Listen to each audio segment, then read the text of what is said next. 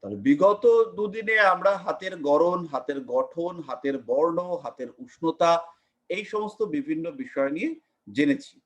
আজকে আমরা প্রবেশ করব রেখায়। এই রেখা প্রবেশের আগে আরো কিছু বিষয় আমাদের জানলে পরে ভালো হতো।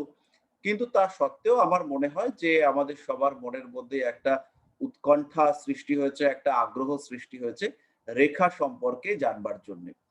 আ কারণ যেহেতু আমাদের এই সামুদ্রিক পার্টটা অর্থাৎ এই বিভিন্ন ধরনের গড়ন, বর্ণ, আকার, আকৃতি এগুলো একটু বোরিং।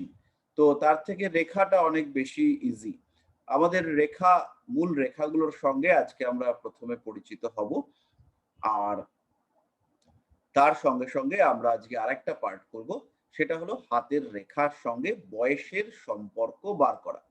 বয়সের সঙ্গে কিভাবে হাতের রেখা রিলেটেড সেই ব্যাপারটা আজকে আমরা জানব। তাহলে আমরা শুরু করে দিই। আমাদের একটা ছবি আমি একটু শেয়ার করব।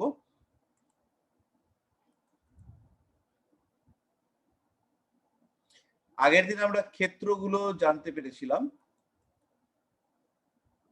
আজকে আমরা রেখা নিয়ে শুরু করব। আমাদের রেখা হাতের একটা ছবি রয়েছে। ছবিটাকে একটু ছোট করব, তারপরে আবার ছবিটাকে বড় করে দেব। এই হচ্ছে হাতের ছবি। এটা একটা মোটামুটি আদর্শ প্রকৃতির হাতের গড়ন। হাতের যে গড়নটা রয়েছে, এটা আদর্শ হাতের গড়ন। আ এর মধ্যে আমরা রেখাগুলোকে অঙ্কন করেছি। তো রেখা সম্পর্কে বলবার আগে ১ম কয়েকটা বেসিক কনসেপ্ট আমাদেরকে বুঝতে হবে। তারপরে আমরা রেখার সম্পর্কে ডিসকাস করব।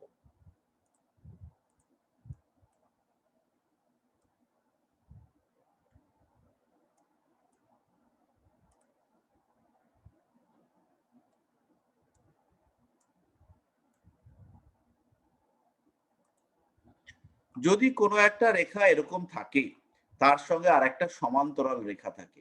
এটা মূল রেখা, এটা সাপোর্টিং রেখা।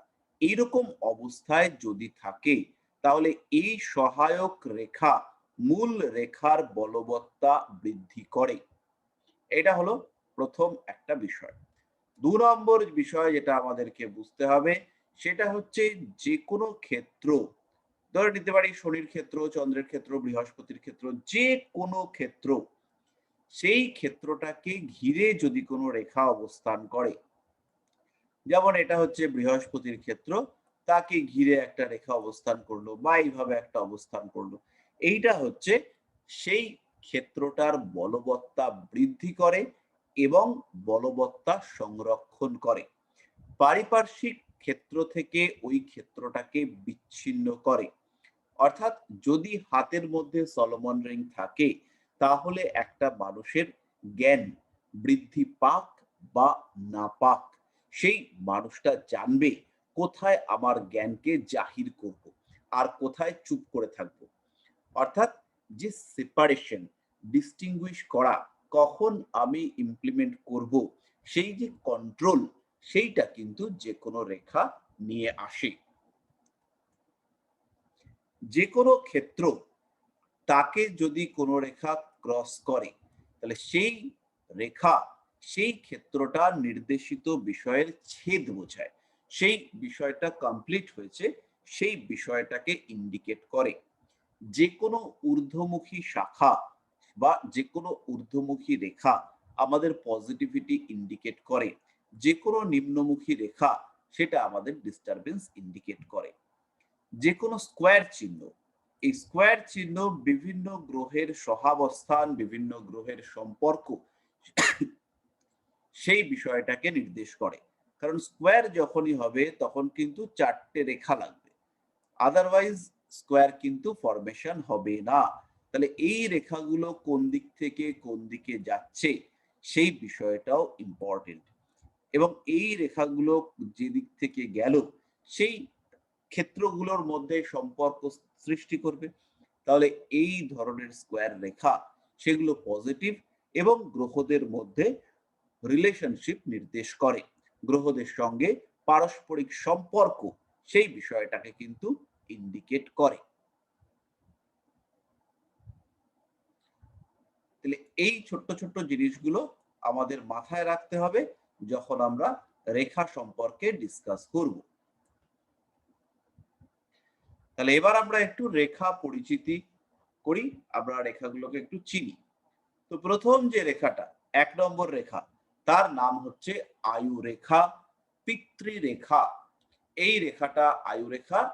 এই যে রেখাটা, এটা শুরু হয় বুড়ো আঙ্গুল আর তর্জনী এর মাঝামাঝি জায়গা থেকে এবং মণিবন্ধের দিকে সাধারণত এর মুভমেন্ট হয়। এই রেখাটা আমাদের শুক্র এবং রাহুর ক্ষেত্রকে বেষ্টন করে থাকে, অর্থাৎ শুক্র ক্ষেত্র এবং রাহুর ক্ষেত্রকে অন্যান্য জায়গাগুলো থেকে এই রেখাটা বিচ্ছিন্ন করে।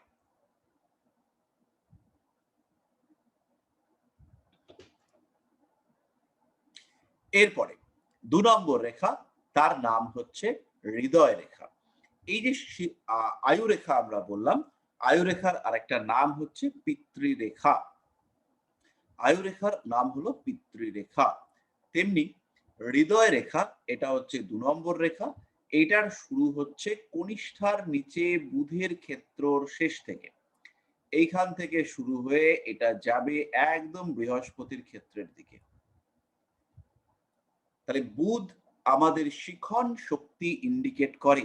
আমরা আমাদের যে পঞ্চ ইন্দ্রিয় দিয়ে চট করে শিখে নিই, এই শিখবার ক্ষমতাটা আমাদেরকে দেয় বুধ, এবং সঞ্চয়ের ক্ষমতা দেয় বৃহস্পতি, স্মৃতিশক্তির কারক গ্রহ বৃহস্পতি।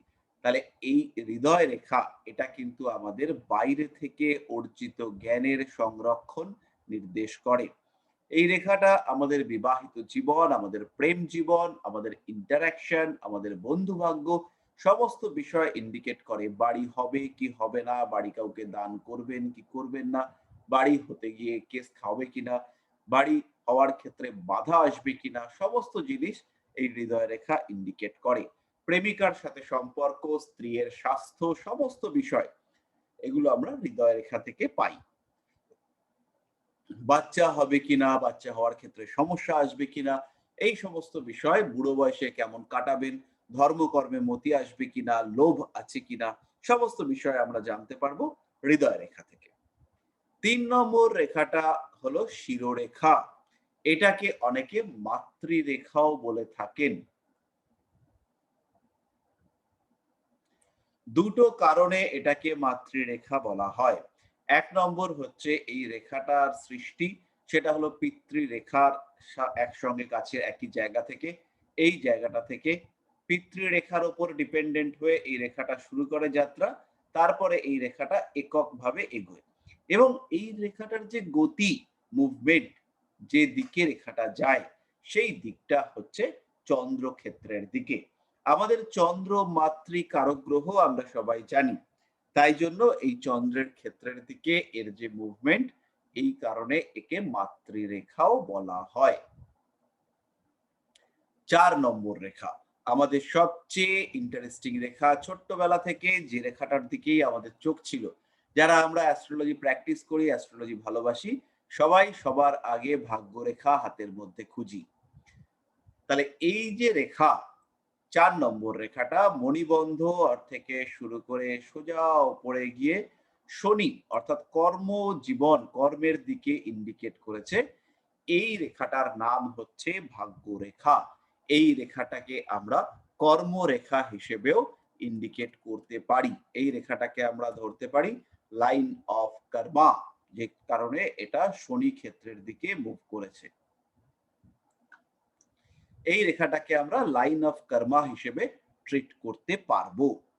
এরপরে হচ্ছে তারপরের রেখাটা, যেটার দিকেও আমাদের ভীষণ চোখ পড়তো, এটা হচ্ছে ৫ নম্বর রেখা, যার নাম হচ্ছে রবি রেখা। তাহলে একে দেখেই আমরা বলতাম যে এই রেখা তো এত বড় রবি রেখা, কি না কি করবে জীবনে। কিন্তু দেখা গেল কিছুই করতে পারলো না। কেন? কারণটা হচ্ছে রবি রেখা খুব ভালো হতে পারে, ধার খুব সাংঘাতিক মারাত্মক ধার, তরোয়ালের ধার মারাত্মক। রবি রেখাটা ভীষণ স্ট্রং, কিন্তু তরোয়ালটা তৈরি হয়েছে মাটি দিয়ে। সেই তরোয়াল দিয়ে একবারও কিছু কাটবার ক্ষমতা নেই। হাতের গড়ন এত খারাপ যে রবি রেখা আলটিমেটলি কিছুই দিতে পারছে না। রবি রেখা পুরোপুরি বিধ্বস্ত।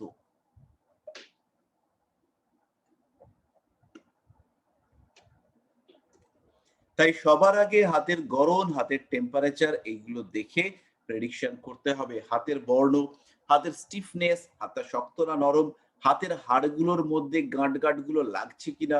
যদি হাতের হাড়ের মধ্যে আপনি গাঁটগুলো ফিল করেন, সেই ক্ষেত্রে সেই মানুষের জীবনে এগোনো মুশকিল আছে। হাতে দেখে হাতটা কিরকম গিট। মানে গাঁটগুলো প্রমিনেন্ট, হাতে হাড়, ব্লু কালারের লাইন, শিরা এগুলো প্রমিনেন্ট। সেই মানুষটার কিন্তু লাইফে প্রচুর স্ট্রাগল করতে হবে, টাফ লাইফ। মানুষটা এগোতে পারছে না। হাতের রেখা কোটি থাক, কোনো সমস্যা নেই। আপনার প্রেডিকশন যদি রেখার উপরে বেস করে করেন, ভুল হতে বাধ্য। আপনাকে আগে হাতের কোয়ালিটি দেখতে হবে, তারপরে হচ্ছে গিয়ে প্রেডিক্ট করতে হবে। ৬ নম্বর রেখা, ভীষণ গুরুত্বপূর্ণ রেখা, সেটা হচ্ছে বিবাহ রেখা। শৈশব, কৈশোর, যৌবন ইত্যাদি অতিক্রম করবার পরে আমরা বিবাহিত জীবনে প্রবেশ করি। তাই এই বুধের ক্ষেত্রতে এই রেখাটা ক্রস বা ছিন্ন করে আমাদের শৈশব মাত্রা বা শৈশব অবস্থাকে কমপ্লিট করে আমরা কৈশোর যৌবন অতিক্রম করে বিবাহিত জীবনের দিকে অগ্রসর হই। তাই এই জায়গাটাতে বুধ ক্ষেত্রের উপরে এই রেখাটাকে বলা হচ্ছে বিবাহ রেখা। আরো একটা বিষয়, হৃদয় রেখা, হৃদয়ের সঙ্গে বিবাহ, এই বিষয়টার বিরাট সম্পর্ক রয়েছে। আমাদের শাস্ত্র মতে বিবাহের একটা অন্যতম মন্ত্র হিসেবে রাখা হয়েছে যদিদং হৃদয়ং তব তদিদং হৃদয়ং মম। তো হৃদয়ের সঙ্গে বিবাহ এই বিষয়টা অঙ্গাঙ্গিক ভাবে যুক্ত। তাই হৃদয় রেখার সঙ্গে সমান্তরাল সাপোর্টিভ লাইনটাকে বিবাহ রেখা হিসেবে ট্রিট করা হয়েছে। বিবাহ রেখার ঠিক পরেই রয়েছে ৭ নম্বর রেখা, যেটা হচ্ছে এই রেখাটা। আমরা মনে হয় আগের দিন রেখাগুলো কি পড়িয়েছিলাম?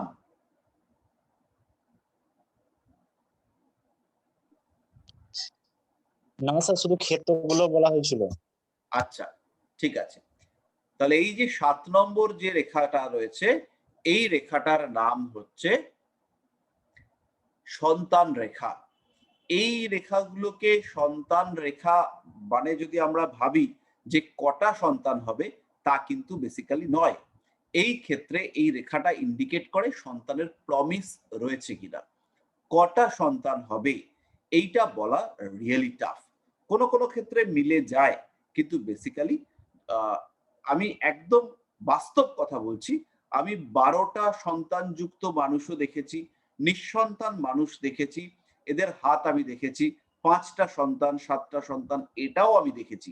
তো এরকমও আমি দেখেছি যে ৩টে বিয়ে, ১১টা বাচ্চা, সেরকম মানুষের হাত আমি দেখেছি। কিন্তু আল্টিমেটলি এইখান থেকে প্রেডিক্ট করা আমার পক্ষে পসিবল হয়নি যে মানুষটার অতগুলো সন্তান রয়েছে। কিন্তু সন্তান যে হবে, একজন মানুষ আপনার কাছে এসে বলল যে সন্তান হবে কিনা, সেই যে প্রমিস সেটা আপনি আইডেন্টিফাই করতে পারবেন। এরপরে এইখানে কিছু রেখা আছে, সেটাকেও সন্তান রেখা হিসেবে ট্রিট করা হয়। যাদের একটা বা দুটো সন্তান, তাদের সন্তানের সংখ্যা এই রেখাগুলো থেকে আন্দাজ করা যেতে পারে। এই জায়গাটাকে আমরা রতি ক্ষেত্র হিসেবে ট্রিট করি। তো এখানে যে রেখাগুলো থাকে, সেই রেখাগুলোর মাধ্যমেও আমরা সন্তান সংখ্যা ক্যালকুলেট করতে পারি। বুড়ো আঙ্গুলের নখের ঠিক নিচে এরকম টাইপের দাগ আছে, নিজেদের হাতে একটু দেখে নেবেন। এই বুড়ো আঙ্গুলের নিচে এই টাইপের দাগ আছে। এটাকেও সন্তান সূচক রেখা হিসেবে অনেকে বলে থাকেন।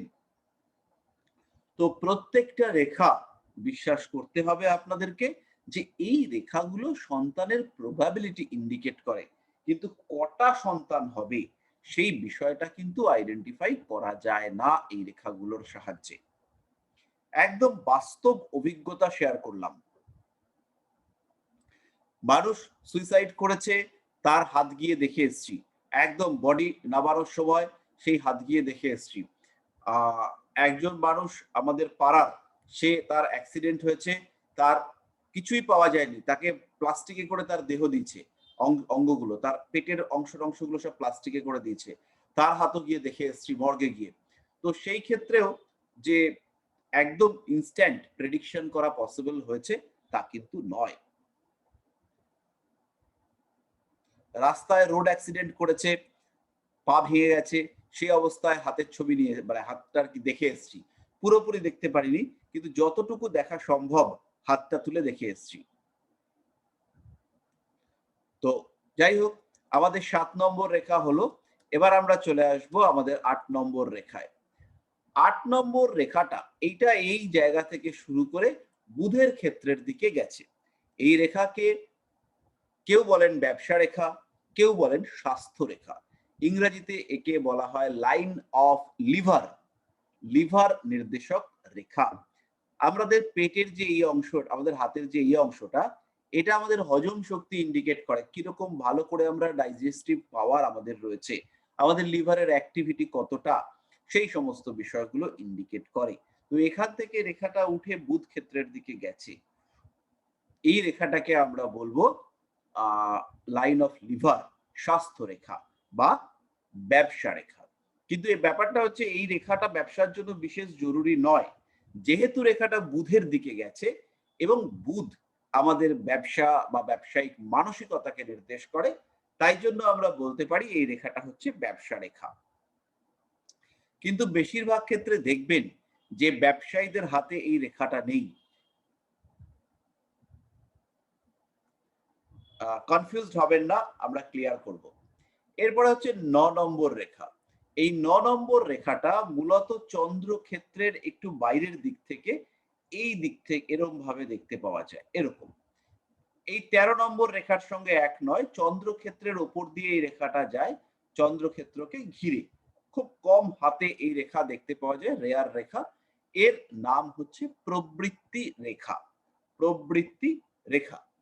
এরপরে হচ্ছে আমাদের ১০ নম্বর রেখা, যে রেখাগুলোকে আপনারা এরকম টাইপের দেখতে পাবেন। মূলত এই দুটো রেখা বহু হাতে দেখতে পাবেন। এই রেখাটার নাম হচ্ছে বিঘ্ন কারক রেখা, বিঘ্ন কারক রেখা। এই রেখা হচ্ছে আপনার জীবনে নানা রকম প্রতিবন্ধকতা এনে দেবে এবং কঠিন কঠোর বাস্তবের সামনে নিয়ে আসবে। এরপরে হচ্ছে ১১ নম্বর রেখা, এইটা। এই রেখাটার নাম হচ্ছে মার্শাল রেখা। এইভাবে দেখতে পাওয়া যায়। জেনারেলি স্ট্রেট হয়, ভাঙা ভাঙাও হতে পারে। তো যেমন ভাবে থাকবে, মার্শাল রেখা হচ্ছে একটা ভালো রেখা। এই রেখাটা আয়ু রেখার সাহায্যকারী রেখা। এ আয়ু রেখার স্ট্রেংথকে বাড়িয়ে দেয়, মানুষের কর্মক্ষমতা, অ্যাক্টিভিটি, এই সমস্ত বিষয়গুলোকে বাড়ায়।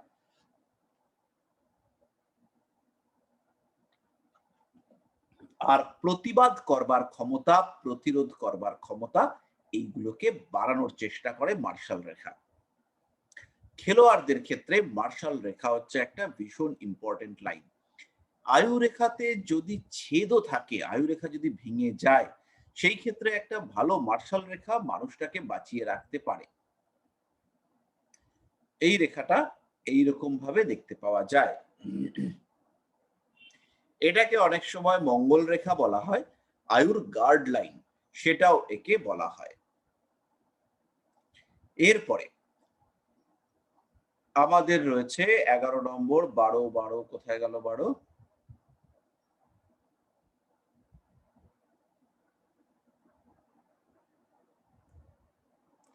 ১২ নম্বর রেখা হচ্ছে শুক্র বন্ধনী। এই ১২ নম্বর রেখাটা এখান থেকে শুরু হয়ে এরকম ভাবে হয়। আমাদের বেশিরভাগের হাতেই আমরা শুক্র বন্ধনী দেখতে পাবো, কিন্তু সেই শুক্র বন্ধনী ভাঙা ভাঙা থাকবে। আমাদের হাতে যে রেখাটা দেখতে পাওয়া যাবে, সেই রেখাটা হচ্ছে এরকম টাইপের রেখা। এরকম টাইপের রেখা আমাদের হাতে আপনারা দেখতে পাবেন। আমাদের বেশিরভাগের হাতেই এই রেখাটা দেখতে পাওয়া যাবে। এই রেখাটা হচ্ছে ভগ্ন শুক্র বন্ধনী। এই রেখাটা এরকম ভগ্ন টগ্ন থাকলে পরে আমাদের তন্ত্র, জ্যোতিষ ইত্যাদি শাস্ত্রের উপর অ্যাট্রাকশন বাড়িয়ে তোলে। এরপরে যদি শুক্র বন্ধনীটা ভালো থাকে, তাহলে কিন্তু ওটা দারুণ সৌভাগ্য এনে দেয়। মোটামুটি যা ছোবেন তাই সোনা, এরকম। হাতটা একটু ভালো বেশ ঠিক হাত থাকবে এবং যাতে হাত দেবেন ভালো একটা শুক্রবন্ধনী তাকে আপনি নিজের করে নিতে পারবেন, এইরকম টাইপের ব্যাপার স্যাপার। ভগ্ন শুক্রবন্ধনী এটাও খুব খারাপ বলবো না, অন্যান্য রেখা ঠিকঠাক থাকলে পরে এটা ভালো রেজাল্ট দিতে পারে। এবার একটা ছোট্ট প্রশ্ন আমাদের মাথার মধ্যে আসতে পারে যে এইখান থেকে এই ক্ষেত্র থেকে অর্থাৎ বুধের ক্ষেত্র আর এদিকে বৃহস্পতির ক্ষেত্র, এই ক্ষেত্র দুটোকে আমরা জুড়ে শুক্রবন্ধনী কেন করেছি?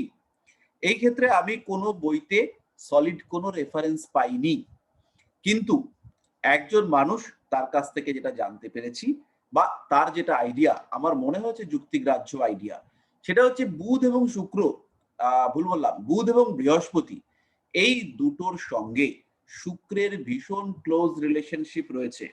কিরকম রিলেশনশিপ? বৃহস্পতির ক্ষেত্রে শুক্র তুঙ্গ হয় আর বুধের ক্ষেত্রে শুক্র নিচস্থ হয়, দুর্বল হয়।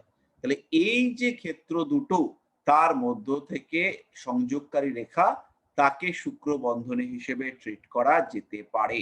এই ক্ষেত্র দুটোর মধ্যে যদি লাইন যুক্ত থাকে সেই ক্ষেত্রে জন্ম কুণ্ডলিতে শুক্রের বলবান হয়ে থাকবার সম্ভাবনা দেখতে পাওয়া যায়। 13 নম্বর রেখা, 13 নম্বর রেখা টুকরো খণ্ড ভাঙা আমাদের সবার হাতে আছে।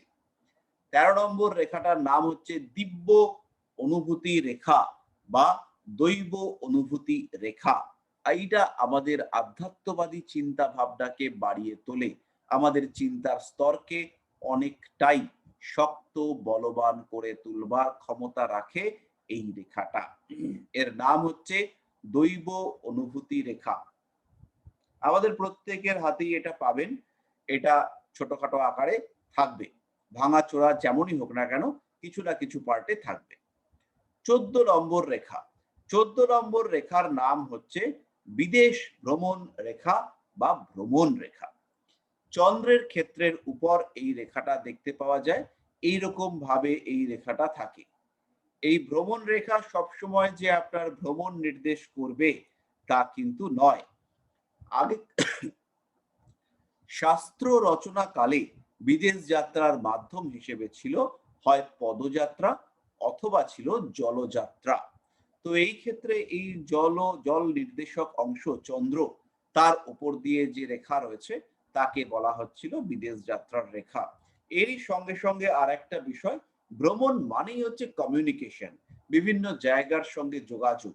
তাই চন্দ্র আমাদের কমিউনিকেশনের কারক গ্রহ, তাই জন্য চন্দ্রকে ছেদনকারী রেখাকে ভ্রমণ রেখা হিসেবে ট্রিট করা হয়।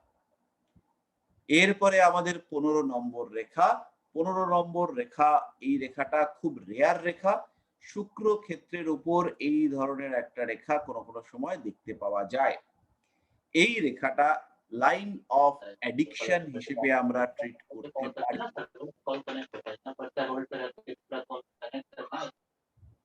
এই রেখাটাকে আমরা লাইন অফ অ্যাডিকশন, কোনো মানুষ কোনো বিষয়ের জন্য পাগল, কোনো মানুষ নেশাগ্রস্ত, তাদের হাতে এই রেখাটা দেখতে পাওয়া যাবে। কোনো একটা মানুষ কোনো বিষয়ের জন্য পুরোপুরি পাগল আর কোনো একটা মানুষ নেশাগ্রস্ত, খালি হাতটা টিপে বুঝে যাবেন। হাতটা টিপে যদি দেখেন হাতটা ঠিক স্ট্রং হাত, তাহলে সে নেশাগ্রস্ত নয়।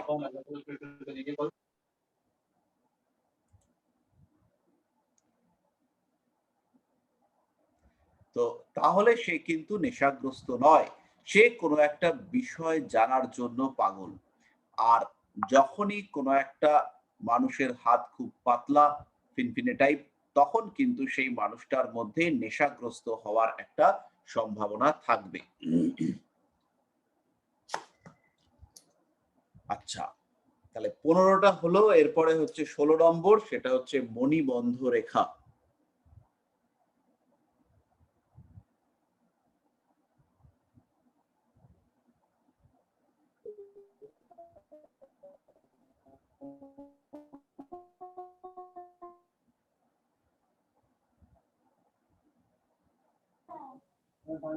স্যার, হ্যাঁ হ্যালো।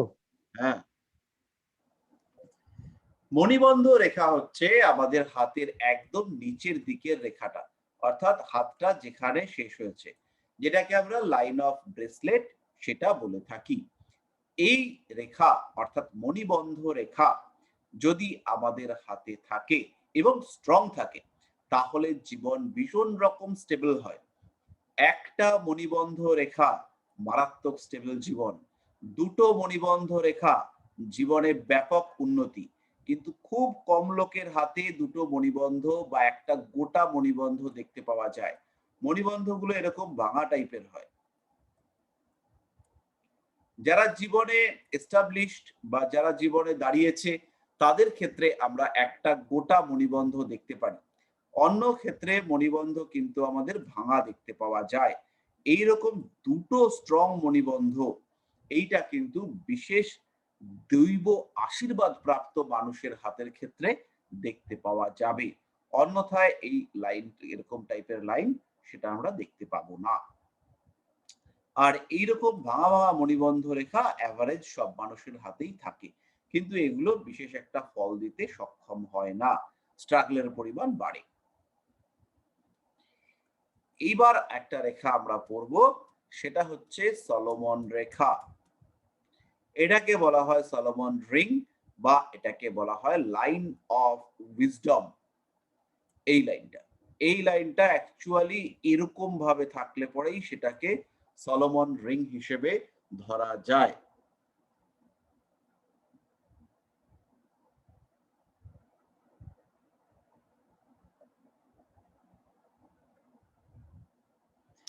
তো এই রেখাটা আমাদের জ্ঞানের মাত্রাকে বাড়িয়ে তোলে এবং বৃহস্পতি ক্ষেত্রের কার্যকারিতা সেইটা আমাদের জীবনে নিয়ে আসে। এইগুলোই হলো আমাদের মূল রেখা। এছাড়াও আরো কয়েকটা রেখা আমাদেরকে একটু জানতে হবে। তার মধ্যে প্রথমটা হচ্ছে লাইন অফ এডুকেশন। সেই রেখাটা হচ্ছে এরকম টাইপের একটা রেখা, খুব কম বইতে পাওয়া যায়, বিশেষ করে বাংলা বইতে তো আমরা দেখতেই পাই না।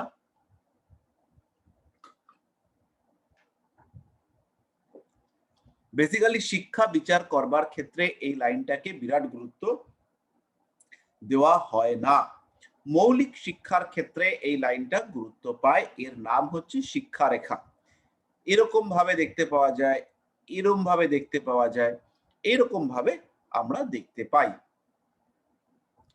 এরপরে আমরা একটা পড়বো, সেটা হচ্ছে রবি বন্ধনী। এইটা কিছু কিছু মানুষের হাতে দেখতে পাওয়া যায়। খুব যে লাভজনক রেখা তা নয়। এটা হচ্ছে শনি বন্ধনী। এইটাও দেখতে পাওয়া যায়, বহু মানুষের হাতে ছোট শনি বন্ধনী দেখতে পাওয়া যায়।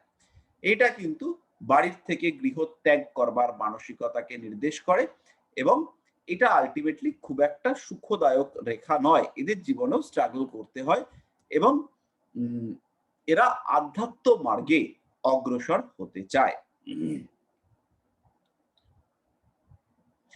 এরপরে আমাদের যে লাইনটা রয়েছে, সেটা হচ্ছে উন্নতি রেখা। এইটা ভীষণ ইম্পর্টেন্ট। এই রেখাটাকে আমরা এই টাইপের রেখা হিসেবে ট্রিট করি। এই দিকে এইভাবে যে রেখাগুলো দেখতে পাওয়া যায়, এদেরকেই বলা হয় মূলত উন্নতি রেখা। এই রেখাগুলোকেই আমরা উন্নতি রেখা বলে থাকি। হাতের আয়ু রেখার উপরে বা ভাগ্য রেখার উপরে ছোট ছোট শাখা রেখা, সেই রেখাগুলি হচ্ছে উন্নতি রেখা। কোনো কোনো সময় হৃদয় রেখার উপরেও এরকম দেখতে পাওয়া যায়। এইখানে এসে হৃদয় রেখা এরকম দেখতে পাওয়া যায়। এই সমস্ত রেখাগুলোই নির্দেশ করে উন্নতি রেখা। এরপরে হচ্ছে প্রেম অনুভূতি রেখা, বা ইচ্ছা শক্তির রেখা, বা শুক্র রেখা। এই রেখাটা আমাদের বুড়ো আঙ্গুলটাকে স্ট্রেট করলে, এরকম ভাবে করলে, আমার একটুখানি শেয়ারটা স্টপ করব। হাতের দিকে লক্ষ্য রাখুন। হাতটাকে যদি আমরা বুড়ো আঙ্গুলটাকে খুলি, তাহলে এই যে শুক্রক্ষেত্র একটা পটলাকৃতি হয়েছে, এই জায়গাটার উপরে রেখাগুলো দেখতে পাওয়া যায়। এই রেখাগুলো এইরকম ভাবে দেখতে পাওয়া যায় হাতের মধ্যে। এই রেখাগুলো হচ্ছে ইচ্ছা শক্তি, উইল পাওয়ার, নিজে একটা মানুষ কতটা আর্ন করতে পারবে সেই বিষয়গুলোকে নির্দেশ করে। এটা প্রেমের অনুভূতি, সেটাকে নির্দেশ করে।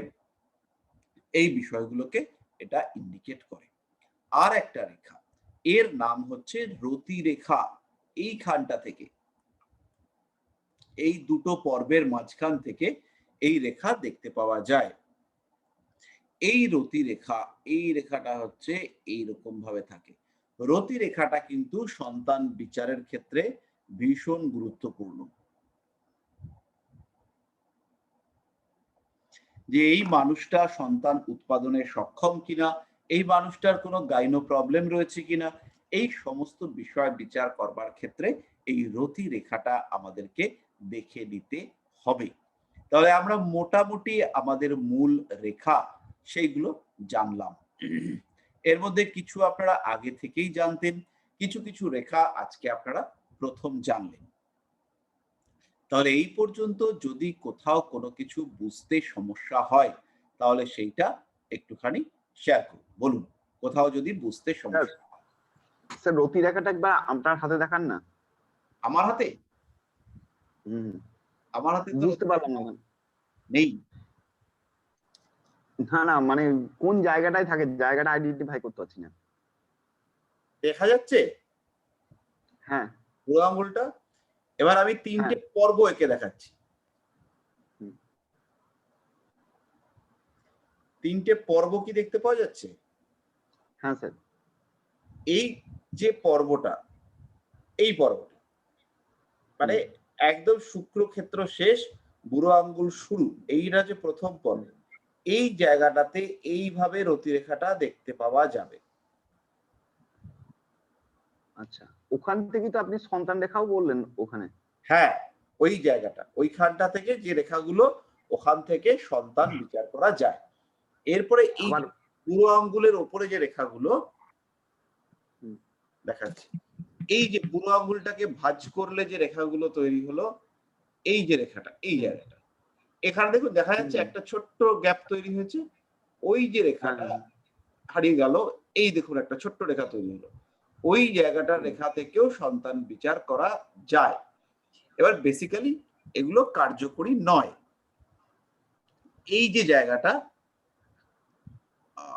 দেখতে পাওয়া যাচ্ছে, এই জায়গাটা, এখানেও দুটো তিনটে রেখা থাকে, এগুলো ইন্ডিকেট করে সন্তান প্রাপ্তির সম্ভাবনা। তো এই সমস্ত গুলো দেখে আমাদেরকে আইডেন্টিফাই করতে লাগবে যে আদৌ সন্তান। আচ্ছা স্যার, কিন্তু সন্তান সংখ্যা সেটা বিচার করাটা মুশকিল। হ্যাঁ বলুন স্যার। প্রবৃত্তি রেখা সম্পর্কে মণিবন্ধটা দেখাই, মণিবন্ধটা একটু বুঝতে অসুবিধা হচ্ছে। হ্যাঁ, এটা মণিবন্ধ তো? এটা হচ্ছে মণিবন্ধ, এটা হচ্ছে ভগ্ন মণিবন্ধ রেখা। এবার এইটা আরো কিছুদিন পরে একদম উপরে যেটা আছে সেইটা জুড়ে যাওয়ার চান্স আছে। মানে একদম উপরে আপনার যে মণিবন্ধটা আছে সেটা জুড়ে যেতে পারে, এখনো পুরোপুরি জোড়েনি, হাতটা ভাঁজ করলে জুড়ছে, ওটা আরো কিছুদিন পরে জুড়ে যাওয়ার পুরোপুরি সম্ভাবনা আছে। সেই সময় দেখবেন আপনার যে সাকসেস রেট সেটা কিন্তু অনেকটাই বেড়ে যাবে। ওটা জুড়বে, ওটা প্রায় জুড়ে গেছে, ওটা হয়তো আর বছর খানেকের মধ্যে পুরো জুড়ে যাবে। এই নিচে একটা, এটাও কি মণিবন্ধ? হ্যাঁ, ওটাকেও ব্রেসলেট হিসেবেই ধরতে হবে। ওটাও পুরোপুরি তৈরি হয়নি, কিন্তু ওটাও পুরোপুরি হওয়ার চান্সেস আছে। তখন কিন্তু আপনার স্পিরিচুয়াল সেন্স একটা মারাত্মক লেভেলে পৌঁছবে। প্রায় পুরোপুরি হয়ে গেছে দুটোই। ক্যামেরার জন্য হয়তো পুরো ভালো করে দেখতে পাওয়া যাচ্ছে না, প্রায় কিন্তু হ্যাঁ এটা পুরোপুরি আছে দুটোই। হ্যাঁ, দুটো পুরোপুরি হলে কিন্তু আধ্যাত্মবাদী মার্গে বিরাট একটা হওয়ার জায়গা দেখতে পাওয়া যাবে। হ্যাঁ, পুরোপুরি আছে,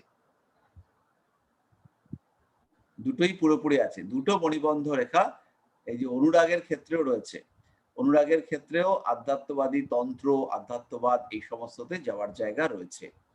এবং এইটা কিন্তু খুবই একটা স্ট্রং লাইন হিসেবে ট্রিটেড হবে। এই মানুষগুলো ভীষণ ব্যালেন্সড, আর যেদিকেই যায় এরা সাকসেস নিয়ে আসতে সক্ষম হয়।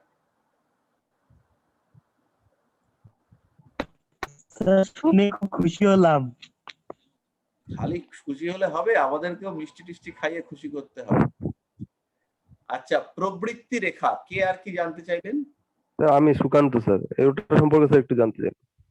হ্যাঁ, প্রবৃত্তি রেখাটা হচ্ছে চন্দ্র ক্ষেত্রের মোটামুটি মাঝামাঝি থেকে শুরু হবে। যে এই যে জায়গাটা, এই চন্দ্রক্ষেত্রের মাঝামাঝি থেকে শুরু হয়ে এইরকম টাইপের রেখা দেখা যাচ্ছে, এই যে কালো কালি দিয়ে এঁকেছি, হ্যাঁ এরকম স্যার। টাইপের রেখা।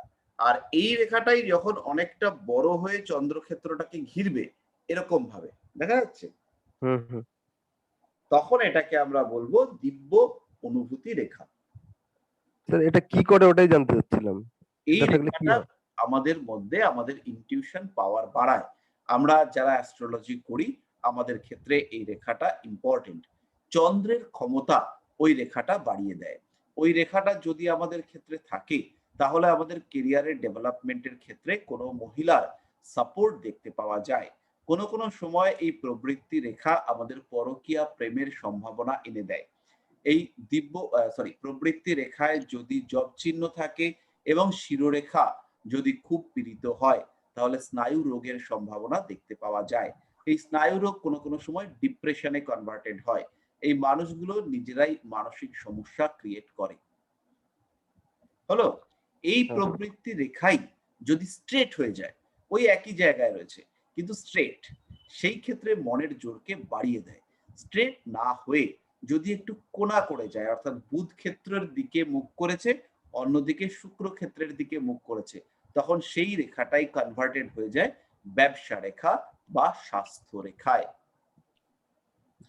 মোটামুটি বোঝা গেল? হ্যাঁ স্যার। হ্যাঁ, হ্যাঁ স্যার বুঝলাম। ঠিক আছে। তাহলে এবার আমাদের একটু হস্তরেখায় বয়সের ক্যালকুলেশনটা দেখতে হবে। আচ্ছা, আমি ছবিটা বার করতে থাকি, ততক্ষণে যদি কারোর কোনো সমস্যা হয় তাহলে সেটা একটুখানি বলুন। স্যার একটা কোশ্চেন ছিল। হুম। স্যার বলছি ওই বিঘ্ন রেখা যেটা বললেন, হ্যাঁ। ওটা বিঘ্ন রেখা ওটা কি শুক্র বা মঙ্গল পর্বত থেকে যাবে, না জীবন রেখা থেকেও যেতে পারে? না, আয়ু রেখা থেকে যদি শুরু হয় তাহলে কিন্তু ওটাকে আমরা বিঘ্নকারক রেখা হিসেবে ট্রিট করব না। ওটার উৎপত্তি রাহু বা মঙ্গল ক্ষেত্র থেকে হলে পরেই কার্যকরী।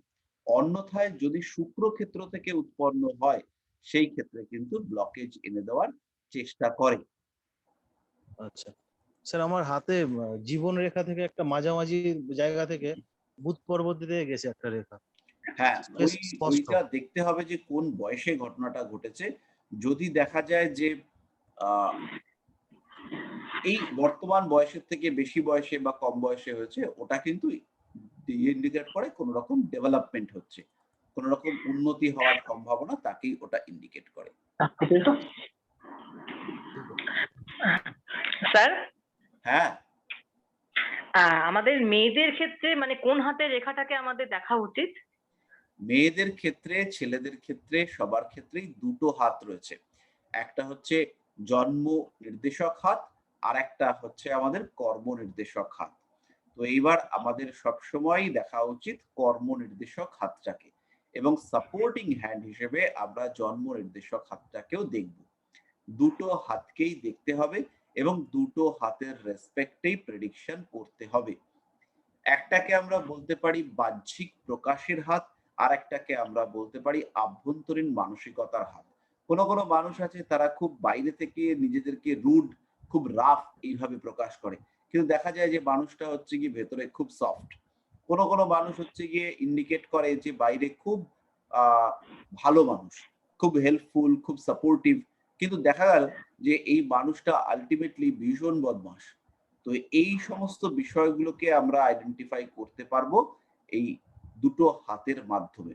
একটা হাত যেটা কর্ম নির্দেশ করে সেটা হচ্ছে গিয়ে আমাদের বাহ্যিক প্রকাশ নির্দেশক হাত, আর একটা হাত যেটা হচ্ছে গিয়ে আমাদের কাজ করিটা যে হাতটা দিয়ে কম ইউজ করি সেই হাতটা হচ্ছে আমাদের অন্তর্মন নির্দেশক হাত।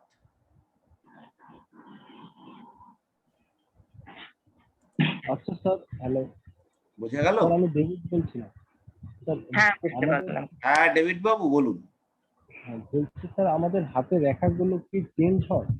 আমাদের হাতের রেখা চেঞ্জ হয়, আর তিনটে জিনিসের উপরে বেস করে হাতের রেখা পাল্টায়। প্রথম যেটা সেটা হচ্ছে আমাদের দশা।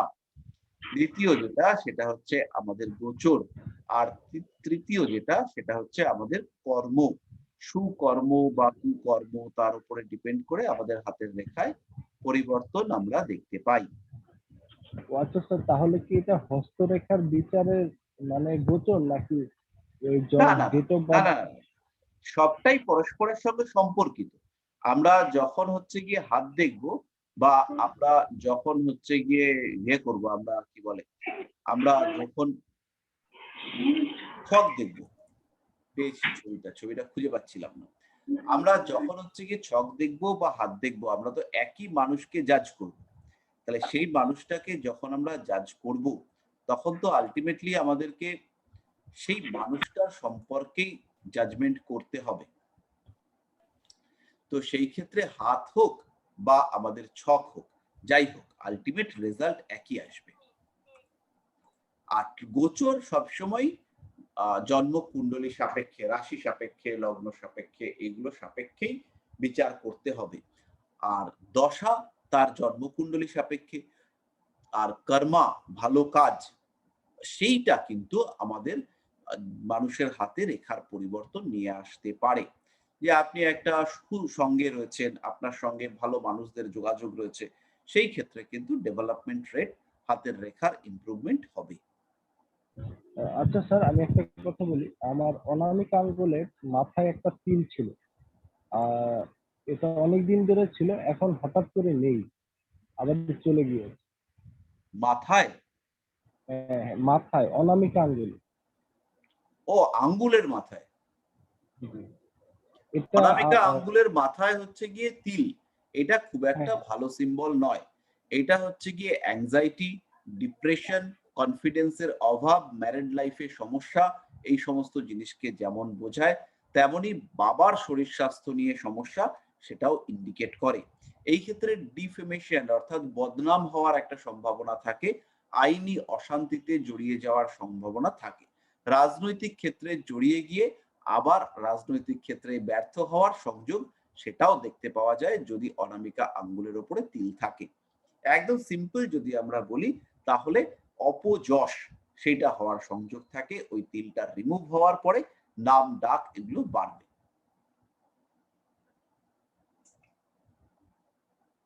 ওই সময় কি খুব পেটের সমস্যা ছিল? এটা কি যেহেতু রবির আঙ্গুল বলে? রবির আঙ্গুল বলে, এক্স্যাক্টলি। ওকে। ডেভিড, ওই সময় কি পেটের সমস্যা ছিল যখন ওটা ছিল? হ্যাঁ, একটু ছিল, মাঝে মধ্যেই মানে। তারপর ওটা চলে যাওয়ার পরে পেটের সমস্যা একটু কমেছে, হজম সমস্যা একটু কমেছে? হ্যাঁ, কমেছে। হ্যাঁ এখন ওটা নেই। কিন্তু স্যার এই রেখাগুলো কি চেঞ্জ হয় আবার অনেক সময়? হ্যাঁ আবার চেঞ্জ হবে, চেঞ্জ হবে। এগুলো হচ্ছে বোধ গিয়ে হয়। দশা কাল অনুযায়ী চেঞ্জ হয় এবং নিজের কর্মের উপরেও চেঞ্জ হয়। হ্যালো স্যার, হ্যাঁ, বলছিলাম কোন রেখা যদি শনির ক্ষেত্র অব্দি যে আয়ু রেখা থেকে, তাহলে কি ওটা খুব ভালো না খারাপ? এই শনির ক্ষেত্রে, হ্যাঁ, এই ক্ষেত্রে যেটা আয়ু দেখতে রেখা হবে থেকে যে মঙ্গলের ক্ষেত্র কাছাকাছি থেকে উঠছে। মঙ্গল ক্ষেত্র থেকে শনি রেখার দিকে গেছে, হুম। তাহলে এই রেখাটাকে আমরা একদম সিম্পল লজিকে ফেলবো যে এই রেখাটা মঙ্গল এবং শনির মধ্যে একটা সংযোগ করেছে। এবার রেখাটা যদি ঊর্ধ্বমুখী হয় আর যদি কোনো জব ক্রস না থাকে, তাহলে এই রেখাটাকে আমরা বলবো যে এই রেখাটা জীবনে প্রচুর টাকা পয়সা দিতে পারে। কিন্তু যদি এই রেখার মধ্যে জব চিহ্ন থাকে এবং আয়ু রেখা দুর্বল হয়, তাহলে কিন্তু আঘাত প্রাপ্তির কারণে কোনো বড় সমস্যার মধ্যে পড়ে যাওয়া, জীবনের অগ্রগতি বন্ধ হয়ে যাওয়ার রেখা হিসেবে এটাকে ট্রিট করতে হবে। কিন্তু যদি রেখাটা ভালো থাকে, তাহলে প্রচুর টাকা পয়সা, সাফল্য এগুলো দেবে, ছোটখাটো অ্যাক্সিডেন্টের প্রবণতা থাকবে। Okay sir. তাহলে তো স্যার হ্যাঁ বলুন। স্যার একটা কথা বলছিলাম। হ্যাঁ স্যার আপনি যেটা বললেন, ধরুন মঙ্গল থেকে, কারণ প্রতিনিয়ত তো রেখা চেঞ্জ হচ্ছে। হ্যাঁ ধীরাজ বাবু বলুন, ডেভিড একটু পরে শুনি। স্যার যেরকম বললেন আপনি, একটা ঊর্ধ্বমুখী রেখা ধরুন মঙ্গল থেকে রবির দিকে যাচ্ছে, একটা লাইন দেখতে পাচ্ছি। সেই ক্ষেত্রে লাইনটা আমি ঊর্ধ্বমুখী না নিম্নমুখী কি করে বুঝবো? আমি ধরুন হাত দেখিনি কোনোদিনও, হঠাৎ দেখলাম হাতটা, আমি একটা লাইন আছে, লাইনটা ঊর্ধ্বমুখী কি নিম্নমুখী কি করে বুঝবো? এইটা হচ্ছে গিয়ে হাতের রেখা দেখলে পরে আপনি বুঝতে পারবেন। জেনারেলি রেখার উপরের দিকটা, ঊর্ধ্ব দিকটা, উপরের দিকটা সরু হয়। আচ্ছা। আর নিচের দিকটা একটু ভারী হয়। যেকোনো রেখার ক্ষেত্রে ও। রেখাটা যদি ঊর্ধ্বমুখী হয় বা আচ্ছা। নিম্নমুখী হয়, যেখান থেকে শুরু হচ্ছে সেই রাইট স্যার। জায়গাটা একটু থিক, আর যে জায়গাটাতে শেষ হচ্ছে সেই জায়গাটা তুলনামূলকভাবে সরু হয়। Okay sir, thank you sir. খুব ভালো প্রশ্ন, খুব ভালো। Thank you sir. হ্যাঁ, ডেভিড বলো। হ্যাঁ, বলছিলাম তাহলে তো স্যার প্রেডিকশন করা খুবই টাফ, কারণ প্রতিনিয়ত তো স্যার রেখা চেঞ্জ হচ্ছে। কেন প্রেডিকশন করা টাফ হবে? একটু টাফ স্যার নয়। স্যার মূল এই যে রেখা পাল্টাচ্ছে না। না, মূল রেখাগুলো শাখা পাল্টাচ্ছে রেখাগুলো না। তো পাল্টাচ্ছে। ঠিক আছে, মূল ঘটনা রেখাগুলো একই রকম থাকবে। যেমন এক ভদ্রলোকের একটা রোগ হয়েছিল, অদ্ভুত একটা রোগ। সেই রোগটা আমি জীবনে কোনোদিন শুনিনি। শিরা আর ধমনী থাকে না, তার মধ্যে শিরা আর ধমনীগুলো মোটা হয়ে গেছিল। এবার এই মোটা হয়ে যাওয়ার জন্য রক্তের যে প্রবাহ সেইটা নাকি পুরোপুরি মানে সমস্ত জায়গায় ছড়াচ্ছে না। তার জন্য আস্তে আস্তে বাইরের দিকের অর্গানগুলো যেমন আঙ্গুলের মাথা, পায়ের পাতা, এগুলো হচ্ছে গিয়ে উইক হতে শুরু করেছে। এবং ওই ইএসআর মানে এরিথ্রোসাইট সেডিমেন্টেশন রেট সেটা বাড়তে শুরু করেছে। তো এক অদ্ভুত রোগ। এবার এই রোগে আস্তে আস্তে স্কিন ডিজিজ শুরু হয়েছে। তো ভদ্রলোকের নার্ভের প্রবলেম চলে এসছে। তো এই প্রবলেমে ভদ্রলোক ভুগেছিলেন ৬.৫ বছর। স্যার সুগার হলে এটা হয়। এবার এইখানটাতেই গন্ডগোলটা হয়েছিল। ভদ্রলোকের সুগার ছিল না। এবার এই ভদ্রলোককে আমি কলেজ অফ জ্যোতির্বিদ্যায় নিয়ে গেছিলাম দেখানোর জন্য। দেখেছিলেন এই দেবাশিস বাবু, যিনি আর কি পামিস্ট্রির ওয়ার্কশপটা করাবেন, উনি দেখেছিলেন। দেখে টেকে উনি বলেছিলেন যে আপনার কিন্তু বছর ৪ আরো ভুগতে হবে।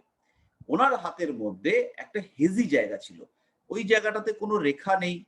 ওইখানে রেখা আছে কিনা বোঝা যাচ্ছে না। একটা স্পট কিনা তাও বোঝা যাচ্ছে না। জায়গাটা না একটা ওই রাফ করে দিলে যেরকম হয় ঐরকম টাইপের, অদ্ভুত। তো ওইটা দেখে দেবাশিস বাবু বলেছিলেন যে আপনার কিন্তু আরো ৪ বছর ভুগতে হবে।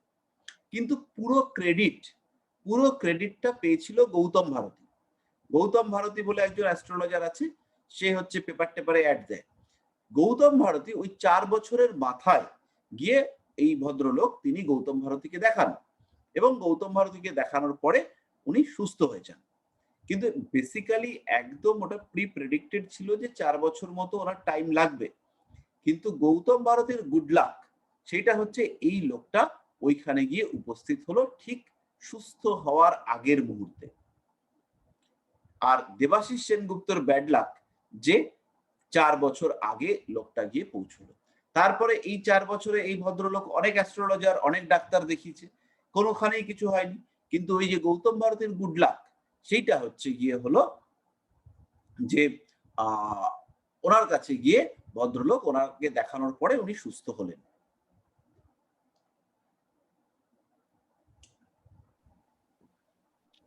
এই গুড লাক ব্যাপারটা তো কাজ করেই যায়। তো এইরকম হচ্ছে গিয়ে রেখা পরিবর্তন হয়। এখন ওই মানুষটার হাত আমি দেখেছি যে ওই হেজি রাফ ব্যাপারটা ওটা কিন্তু আর নেই। উনি এখন সুস্থ। খালি যে ঘটনাটা ঘটেছে, আগে ওনার ওজন ছিল অনেক বেশি, বড়সড় চেহারা ছিল, সলিড চেহারা ছিল। এখন উনি রোগা হয়ে গেছেন। এইটা হচ্ছে গিয়ে পরিবর্তন। এখন উনি সুস্থ। স্যার একটা কোশ্চেন ছিল। হ্যাঁ বলুন। বললাম স্যার, আপনি বললেন যে যেখান থেকে রেখাটা উঠবে সেটা যদি মোটা হয় আর উপরটা যদি চিকন হয় তাহলে বোঝা যায় যে সেটা ঊর্ধ্বমুখী না নিম্নমুখী। তো রবি রেখা যদি মানে অনামিকার মুখ থেকে নিচের দিকে যায়, নিচটা যদি সরু থাকে, তাহলে সেই ক্ষেত্রে কি রবি রেখাটা খারাপ? এই ব্যাপারটা বুঝতে পারলাম না। মানে যেখান থেকে রবি রেখাটা উঠেছে, ধরেন স্যার অনামিকার এক মুখ থেকে, তো যত নিচ দিকে ক্রমশ যাচ্ছে, নিচের দিকে সরু হয়ে গেছে, তো রবি রেখাটা তাহলে নিচ দিকে নামছে, না না না সেক্ষেত্রে কি রবি রেখাটা রবি খারাপ? রেখার ক্ষেত্রে এটা তো ব্যতিক্রম। রবি রেখাটা হচ্ছে একটা নিম্নমুখী রেখা। রবি রেখা হচ্ছে নরমালি নিম্নমুখী রেখা। বুঝতে পারলেন তো? হ্যাঁ হ্যাঁ স্যার, ওটাই বলছি। হ্যাঁ হ্যাঁ, রবি রেখাটা হচ্ছে নিচের দিকে আসছে, সবসময় ওটা নিচের দিকে।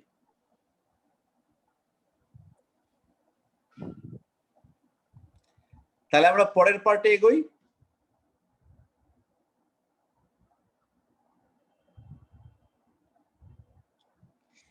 এবার আমরা যাব হাতের রেখা থেকে বয়স ক্যালকুলেশন। তো প্রথম আমরা শিখব হৃদয় রেখা থেকে।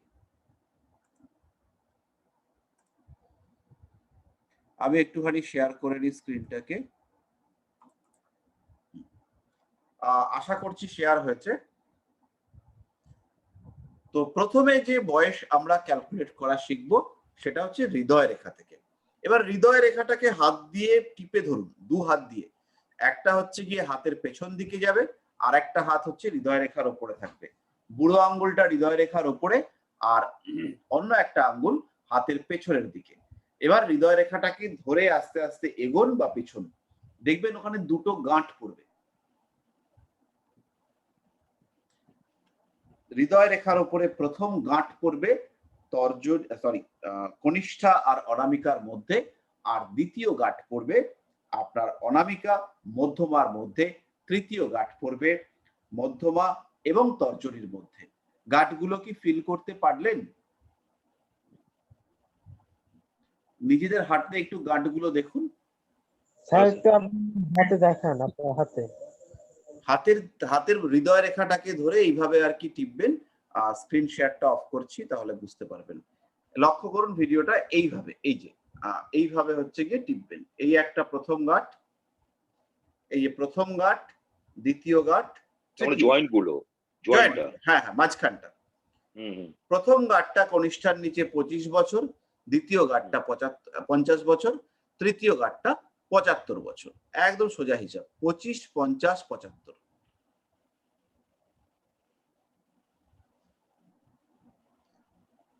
পরিষ্কার?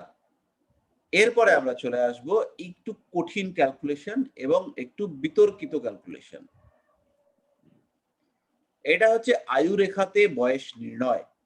এবার এই আয়ু রেখাতে যখন আমরা বয়সের ক্যালকুলেশন করব, তখন একটা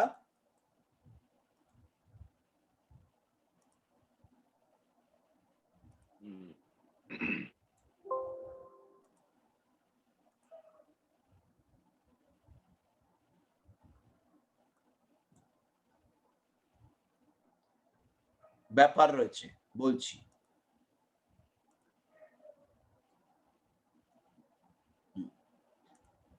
তো ব্যাপারটা হলো, এইখানে দেখুন, লক্ষ্য করলে বুঝতে পারবেন,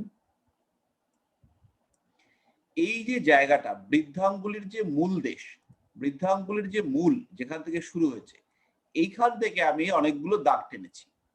এই যে বৃদ্ধাঙ্গুলির মূল, এই জায়গাটাকে আলটিমেটলি ক্যালকুলেট করাটা খুব টাফ, যে কোন জায়গা থেকে আমরা ক্যালকুলেট বা কোন জায়গা থেকে আমরা দেখতে শুরু করব। এইবার এই মূলটা যদি এখান থেকে না হয়ে এইখানে হয়, তাহলে দেখুন যেটাকে আমরা 5 বছর দিয়েছি, যেখানে 5 বছর লেখা আছে, সেই জিনিসটা সরে গেল, সরে গিয়ে অনেকটা চেঞ্জ হয়ে গেল।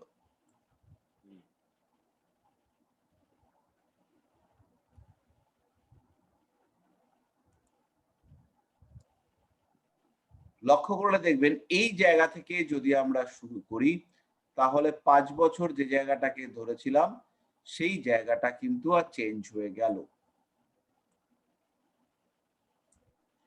এবার যদি প্রশ্ন আসে যে কোনটা তাহলে পারফেক্ট, বেসিক্যালি এর মধ্যে কোনোটাই পারফেক্ট নয়। কারণ হাতের আকৃতি, হাত লম্বা, চৌকো, বেটে, ছোট, না হচ্ছে গিয়ে কেমন, তার উপরে ডিপেন্ড করে নির্ভর করবে যে কোন জায়গাটা থেকে অ্যাকচুয়াল বয়সের ক্যালকুলেশন করতে হবে। তো মোটামুটি আমি একটা বয়সের বিভাজন করেছি, এটা কিন্তু অবশ্যই মোটামুটি একটা বয়সের বিভাজন। এটাকে আপনাদেরকে যখন করবেন তখন নিজেদের একটা আন্দাজ, এই ব্যাপারটা হচ্ছে কাজ করবে। তাহলে এই ক্ষেত্রে এই যে বৃদ্ধাঙ্গুলির যে মূল, এই জায়গাটা থেকে তর্জনী পর্যন্ত একটা লাইন টানতে হবে। তর্জনী মানে তর্জনী এবং মধ্যমার ছেদ পর্যন্ত। তাহলে এখান থেকে এই যে আমার লাইনটা গেল, এইটা হচ্ছে আমার 5 বছর ইন্ডিকেট করবে। এই পর্যন্ত বয়সটা হচ্ছে 5 বছর। এরপরে যেটা গেল সেটা হচ্ছে 10 বছর। ভিন্ন মতে যেটাকে আমি 5 বছর বলেছি এটাকেই 6 বছর বলা হয়। অন্য মতে 10 বছর যেটাকে আমি বলেছি সেইটাকে 12 বছর ধরা হয়। 5, 6, 10, 12 এতে আমাদের প্রেডিকশনের কিচ্ছু তফাৎ আসবে না। আমরা একটা টাইম স্প্যান ধরে প্রেডিকশন করব হস্তরেখায়। এরকম নয় যে আমরা হাত দেখে ডেট অনুযায়ী প্রেডিকশন করতে পারবো। আমরা একটা 6 বছর থেকে 8 বছরের মধ্যে দুর্ঘটনা এরকম একটা বিষয় তাকে প্রেডিক্ট করতে পারবো। তাহলে পরের যেটা অর্থাৎ মধ্যমা অনামিকা এবং কনিষ্ঠা এটাকে 16 বছর ধরা হয়েছে, কোনো মতে এটাকে 18 বছরও ধরা হচ্ছে। 22 বছর কনিষ্ঠার শেষ, এটাকে আপনি 24 বছরও ধরতে পারেন। তারপরের যে অংশটা, তারপরের এই দাগটা, এই যে স্প্যানটা অর্থাৎ হৃদয় রেখা পর্যন্ত, এটা হচ্ছে আগের দাগের থেকে 6 বছর বেশি। তাহলে এটা 28 হতে পারে, এটা 30 হতে পারে। তারপরের যে অংশটা, এই জায়গাটা,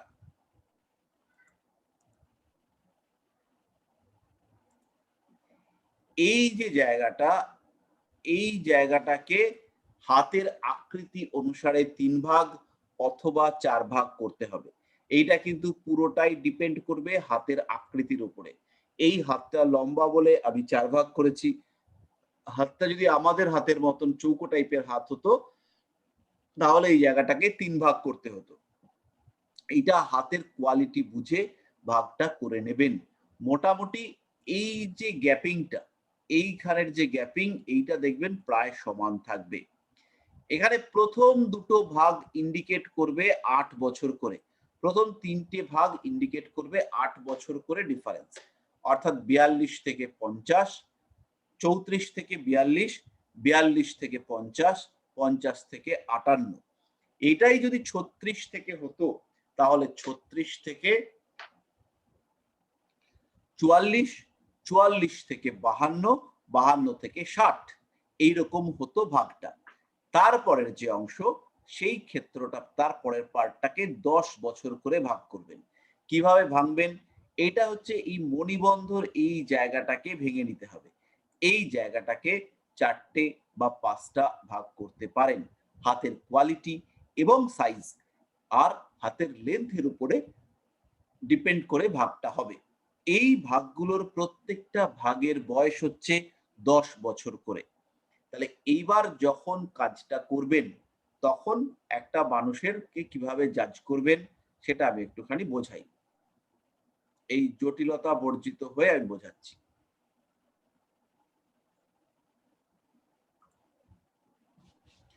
প্রথম হচ্ছে গিয়ে হাতের মধ্যে এরকম করে দাগ কেটে নেবেন।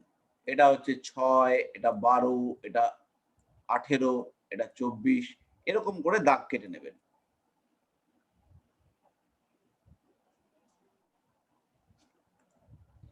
এইভাবে হচ্ছে গিয়ে দাগগুলো কাটা হবে। মোটামুটি আপনাদের আন্দাজ মতো দাগটা কেটে নিলেন।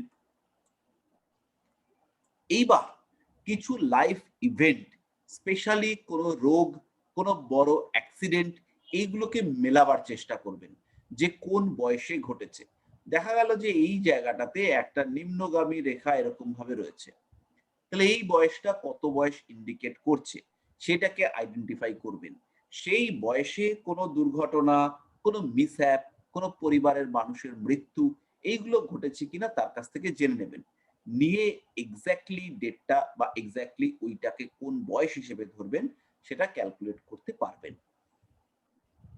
কোনো একটা মানুষ কোন বয়সে জীবনে দাঁড়িয়েছে সেইটাকে খুঁজে পাবেন, এরকম হাতে রেখা থাকবে। তাহলে ধরুন কারোর ক্ষেত্রে এরকম একটা রেখা রয়েছে, তাহলে আপনি তাকে জিজ্ঞেস করলেন কি ভাই তুমি কি 26 বছর বয়সে চাকরি পেয়েছো, বা 26 বছর বয়স থেকে জীবনে এস্টাবলিশমেন্ট এসছে। এইটা জিজ্ঞেস করতে করতে প্র্যাকটিস করে আপনি এক্স্যাক্ট এজটাকে ক্যালকুলেট করতে পারবেন। এছাড়া আর কোনো রাস্তা কিন্তু আমাদের হাতে নেই। যত প্র্যাকটিস তত পারফেকশন। এইবার আমাদের ভাগ্য রেখায় বয়স ক্যালকুলেশন ভীষণ কার্যকরী। প্রচুর মানুষ জবলেস হয়ে যায়, প্রচুর মানুষের প্রচুর সমস্যা আসে, তো তাদের ক্ষেত্রে ভাগ্য রেখায় বয়স ক্যালকুলেশন করাটা জরুরি। তাহলে এখানে কি করে করবেন? এখানে শিরোরেখার রেসপেক্টে আর হৃদয় রেখার রেসপেক্টে বয়স ক্যালকুলেট করা হয়। এই যে ভাগ্য রেখা,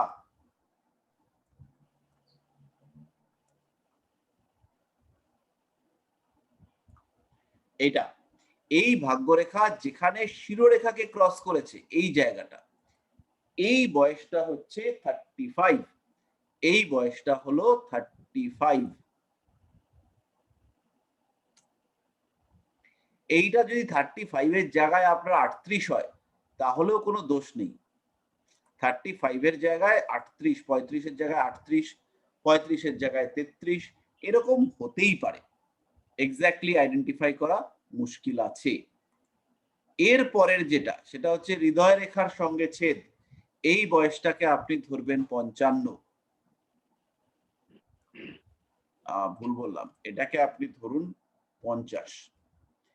এই জায়গাটাতে যেটা এটা ক্রস করছে সেটাকে ধরুন 50 থেকে 55, এইটা হচ্ছে পারফেক্ট হয়েছে।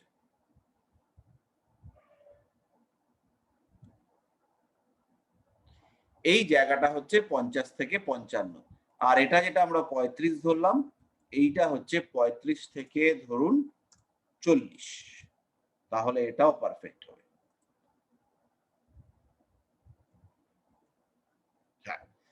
এবার কোনো একটা মানুষ জবলেস হয়ে গেল কিনা, সে নতুন করে চাকরি পাবে কিনা, তার নতুন করে কেরিয়ার শুরু করতে হবে কিনা, এই সমস্ত জিনিস এখান থেকে পাবেন এই ভাগ্যরেখা থেকে। এই ভাগ্যরেখা ভেঙে গেছে কিনা, ভাগ্যরেখায় জব চিহ্ন আছে কিনা, এই সমস্ত বিষয়ের উপর ডিপেন্ড করে আমরা বলতে পারবো যে এই মানুষটা আদৌ এর জীবনে কি টাইপের পরিবর্তন আসছে। বলছি স্যার ওই জায়গাটা বুঝতে পারলাম না, 50 থেকে 55 বলতে ওটা?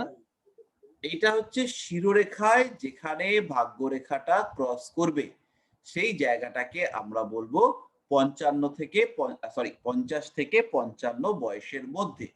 কারোর ক্ষেত্রে রেখাগুলো গ্যাপ থাকবে, কারোর ক্ষেত্রে রেখাগুলো ক্লোজ থাকবে। আমরা একটা মোটামুটি প্যারামিটার বার করেছি। স্যার বলছিলাম এই ভাগ্যরেখাটা তো চন্দ্রক্ষেত্র থেকে দেখাচ্ছেন, যদি কারো ভাগ্যরেখা আয়ু ক্ষেত্র থেকে উঠে একই আয়ুর ক্ষেত্র ক্যালকুলেশন থেকে হবে? উঠতেই পারে। এই এই হাতটাতেই আয়ু ক্ষেত্র থেকে উঠেছে, এই হাতটা দেখা যাচ্ছে, হ্যাঁ হ্যাঁ এই হ্যাঁ হ্যাঁ, হাতেই আয়ু রেখা থেকে উঠেছে ভাগ্যরেখা। এই কি সেম ক্যালকুলেশন? হ্যাঁ, এইটা হচ্ছে 35, এইটা 35, আর এইটা হচ্ছে অ্যাপ্রক্সিমেটলি 50, এই ধরে আমরা এগোবো। এবার আয়ু রেখা থেকে ভাগ্যরেখা উঠলো, তার মানে হচ্ছে গিয়ে কারোর সাপোর্ট নিয়ে একে বড় হতে হচ্ছে। ভাগ্যরেখা ইন্ডিভিজুয়াল উঠলো, একা একা জীবনে দাঁড়ালো, কিন্তু জীবনে পরিবর্তন আসছে কিনা। এবার দেখা গেল যে কারোর যে ভাগ্যরেখা রয়েছে, স্যার বলছি 45 বছর থেকে ওই 38 28 ছাড়ি আমি শেষ করে নিই, 1 মিনিট। ভাগ্যরেখাটা দেখা গেল এইখান থেকে উঠেছে, উঠে এরম হয়ে গেছে, তারপরে একটা রেখা এইখান থেকে উঠে এইভাবে এসছে। এর মানে হলো গিয়ে এই মানুষটার কেরিয়ার শুরু হওয়ার চান্স আছে। এই মানুষটা কেরিয়ার শুরু করে আলটিমেটলি ওই 33-34 বছর বয়সে গিয়ে একে কেরিয়ার চেঞ্জ করতে হয়েছে, একে আরেকটা লাইন ধরতে হয়েছে, নতুন কিছু একটা প্রফেশনে একে ঢুকতে হয়েছে। এটাকে ইন্ডিকেট করবে। এবার দেখা গেল এই লাইনটাই উঠেছে, উঠে হচ্ছে গিয়ে এইখানে এসে থেমে গেছে, আর এইখান থেকে নতুন আর একটা রেখা এইভাবে গেছে। তার মানে হলো এই মানুষটাকে 1 বছর মতো প্রফেশন থেকে ডিটাচ হয়ে থাকতে হচ্ছে। এই মানুষটার প্রফেশনাল দিক থেকে কিছু প্রবলেম আসছে, কিন্তু সে আবার নতুন করে শুরু করতে পারবে এবং সেখানে সে সাকসেস পাবে। কিন্তু যদি এই রেখাটা না থাকতো, এই ওপরের রেখাটা নেই, তাহলেও সে সাকসেস পাবে, কিন্তু তাকে অনেক বেশি পরিশ্রম করতে হবে। ভাগ্যের সাপোর্ট সে কিন্তু চট করে পাবে না। তাহলে কি হবে? তাহলে এইবার আমাকে চলে আসতে হবে আয়ু রেখাতে। আয়ু রেখাতে এসে এবার আমি দেখবো যে এই বয়সে কোনো উন্নতি রেখা টেখা আছে কিনা। দেখলাম এখানে একটা ছোট্ট উন্নতি রেখা রয়েছে, তাহলে এই মানুষটা জীবনে দাঁড়াতে পারবে, আদারওয়াইজ কিন্তু এর জীবনে দাঁড়ানোটা টাফ হবে। এরপরে আমরা চলে আসব আমাদের অনুরাগ সাহেবের প্রশ্নে। অনুরাগ শাস্ত্রী বলো।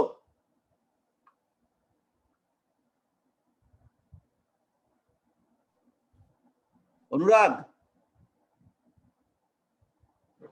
অনুরাগ নেই। হ্যালো, হ্যাঁ স্যার, হ্যাঁ বলুন। আমি ডেভিড বলছিলাম। স্যার, যদি এই ভাগ্যরেখার পাশ থেকে দুটো মানে একটি কর্মরেখা যদি 28 বা 30-এর থেমে, হ্যাঁ, আরেকটা রেখা যদি উঠে, দুটো রেখা, তাহলে সেক্ষেত্রে তাহলে দুটো কর্ম হবে, দু ধরনের পেশায় নিযুক্ত থাকার সম্ভাবনা। কোন কোন মানুষের ক্ষেত্রে এরকম লাইন দেখতে পাওয়া যাবে, আমি বলে দিচ্ছি। এই একটা ভাগ্যরেখা, তারপরে হচ্ছে গিয়ে এই একটা রবি রেখা, তার সঙ্গে সঙ্গে এইখান থেকে আরো একটা রেখা। এইরকম লাইনওয়ালা মানুষও আছে। তারা হচ্ছে গিয়ে অনেক দিকে, এরা বিভিন্ন দিকে এস্টাবলিশড হতে পারে, বিভিন্ন দিকে এরা নিজেদের প্রতিষ্ঠা সৃষ্টি করতে পারে। বোঝা গেল?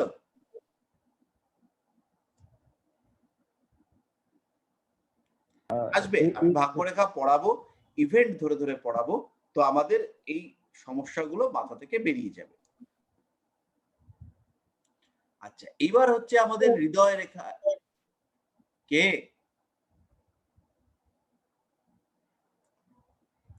এবার আমরা একটু বয়স ক্যালকুলেট করব আমাদের বিবাহ রেখার উপরে, কোন বয়সে বিয়ে হবে। তাহলে বিবাহ রেখাটাকে আমরা জেনারেলি এইরকম জায়গায় দেখতে পাই, এই সব জায়গায় আমরা বিবাহ রেখা দেখতে পাই। তাহলে এইবার এই যে বিবাহ রেখার জায়গাটা, এইখানের মাঝখানটাকে আমাদের বয়স ধরতে হবে 22 থেকে 32। 22 হচ্ছে মেয়েদের ক্ষেত্রে, আর ছেলেদের ক্ষেত্রে হচ্ছে 32। তাহলে এই রেখাটা যদি মোটামুটি মাঝখানে থাকে, তাহলে ধরে নিতে হবে যে এটা 22 থেকে 32-কে ইন্ডিকেট করছে। যুগের সঙ্গে তাল মিলিয়ে এটা 22 বা 25, আর এটা 32টাকে একটু কমিয়ে 29 থেকে 32। তাহলে ছেলেদের ক্ষেত্রে এই রেখাটা হচ্ছে ইন্ডিকেট করবে 29 থেকে 32 বছর বয়স, মেয়েদের ক্ষেত্রে এই রেখাটা ইন্ডিকেট করবে 22 থেকে 25 বছর বয়স। কোন রেখাটা? যে রেখাটা এই বিবাহ ক্ষেত্র বা বুধের ক্ষেত্রের প্রপার মাঝখানে রয়েছে। তাহলে দেখা গেল যে এই মাঝখানে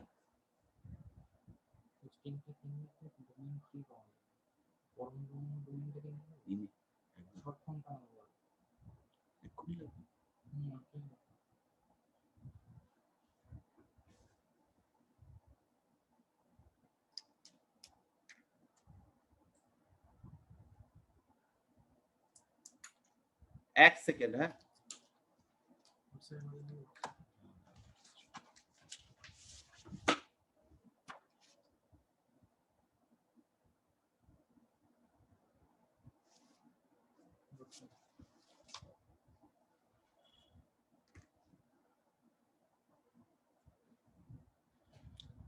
তো ছেলেদের ক্ষেত্রে 29 থেকে 32 বছর হচ্ছে একদম মাঝখানটা, আর মেয়েদের ক্ষেত্রে 22 থেকে 25 বছর হচ্ছে একদম মাঝখানটা। তাহলে আমাদের এখানে 4টে রেখা রয়েছে। 4টে রেখার মধ্যে তাহলে মাঝখানে কোন রেখাটাকে আমরা ধরবো? একদম নিচ থেকে 3 নম্বর রেখাটা।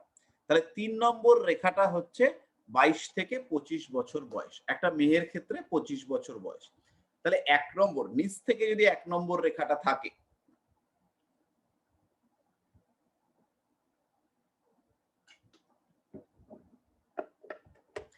নিচ থেকে 1 নম্বর রেখাটা রয়েছে, তাহলে 22 বা 25-এর আগে বিয়ে। তাহলে এটাকে আমরা কখন বলবো? 19 থেকে 21। তাহলে এই 1 নম্বর রেখাটা ইন্ডিকেট করবে 19 থেকে 21 বছর বয়সে বিয়ে।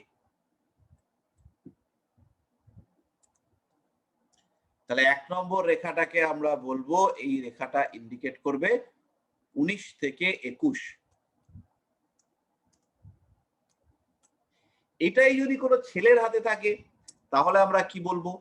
এইটাকে আমরা বলবো মোটামুটি 23 থেকে 25 বছরে বিয়ে হলো। যদি বিয়ে না হয়ে থাকে তাহলে প্রেম, রিলেশনশিপ, অ্যাফেকশন, অ্যাট্রাকশন ইত্যাদি আসতে পারে। দ্বিতীয় যে রেখাটা রয়েছে, তাহলে মেয়েদের ক্ষেত্রে আমরা কি বলবো? 20 থেকে 22 বা 20 থেকে 23। ছেলেদের ক্ষেত্রে আমরা কি বলবো? এটা হচ্ছে 26 থেকে 30। 26 থেকে 30 এর মধ্যে হচ্ছে গিয়ে বিয়ে হওয়ার সম্ভাবনা।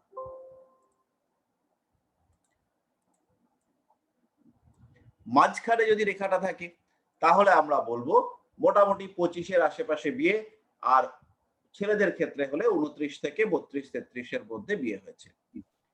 4 নম্বর রেখাটা যদি থাকে, 4 নম্বর রেখাটা যদি আমাদের থাকে, সেই ক্ষেত্রে আমরা বলবো যে এই ক্ষেত্রে একটু লেট ম্যারেজ। ছেলেদের ক্ষেত্রে বা সরি মেয়েদের ক্ষেত্রে এটা হচ্ছে 30 থেকে 30 থেকে 32, আর ছেলেদের ক্ষেত্রে আমরা বলবো 34 থেকে 38। এরকম হচ্ছে গিয়ে এই সমস্ত ক্যালকুলেশন মাথায় রাখবেন। এগুলো কিন্তু সব অ্যাপ্রক্সিমেশন, এগুলো সব চেঞ্জ হবে।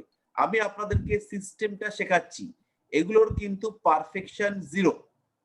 এই যে বিষয়গুলো, এইগুলো এক্সাক্টনেস খুব কম, এইটা আপনার এক্সপেরিয়েন্সের উপরে আসবে। এইখানে কিন্তু হাতের আকৃতি, হাতের এই জায়গাটা অর্থাৎ হাতের এই লেন্থটা কতটা রয়েছে সেইটার উপরে ডিপেন্ড করবে যে এই রেখাটা কি ফল দেবে বা এই রেখাটার রেজাল্ট কি হবে। তো এইটা কিন্তু পুরোপুরি আপনার অভিজ্ঞতা, আপনার এক্সপেরিয়েন্সের উপরে বয়স ডিপেন্ড করবে। কাছাকাছি একটা বয়সের ধারণা সেইটা আমি আপনাদেরকে দিলাম। এরপরে আলটিমেটলি প্রেডিকশন ওরিয়েন্টেড বয়স, সেটা তো কাটা কম্পাস দিয়ে আপনারা ক্যালকুলেট করতে পারবেন না, আর কাটা কম্পাস এখানে কাজও করবে না।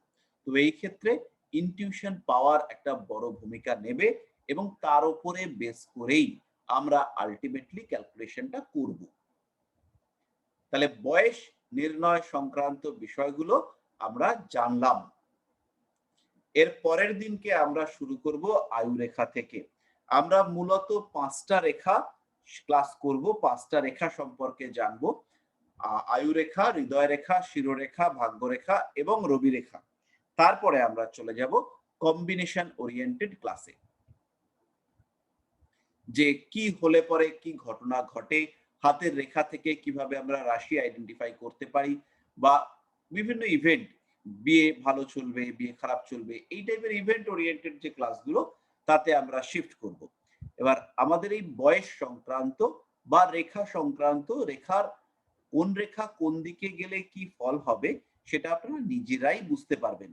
কারণ আমি আপনাদেরকে রেখা বিচার শেখাবো না, আমি শেখাবো লজিক, যে কিভাবে রেখা থেকে ফলাদেশ করবেন। রেখা মুখস্থ করে আপনারা ফলাদেশ করতে পারবেন না, কিন্তু আলটিমেটলি ফলাদেশ করবার জন্য রেখা কোন দিক থেকে কোন দিকে গেছে, সেটার রেজাল্ট কি হতে পারে, সেই জায়গাটা দেখে আপনারা ফলাদেশ করতে শিখবেন।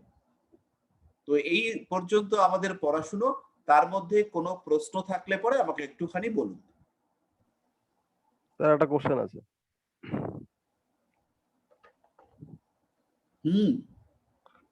স্যার বলুন না। আমি স্যার ধরেন আমি কারো হাত দেখছি, তার বিবাহ রেখা যেখানে আছে, তো তার বিবাহ রেখা ধরেন স্যার একটাই আছে। তো যে বয়সে আমি হাত দেখছি আমি জানতে পারলাম তার প্রেম করতেছে, তার প্রেম ভেঙে গেছে। হ্যাঁ। তো সেই ক্ষেত্রে স্যার কি আমি প্রেডিকশন করব? তার তো একটাই বিবাহ রেখা, তো তা কি তাহলে স্যার বিয়ে হবে না? ও কেন হবে না?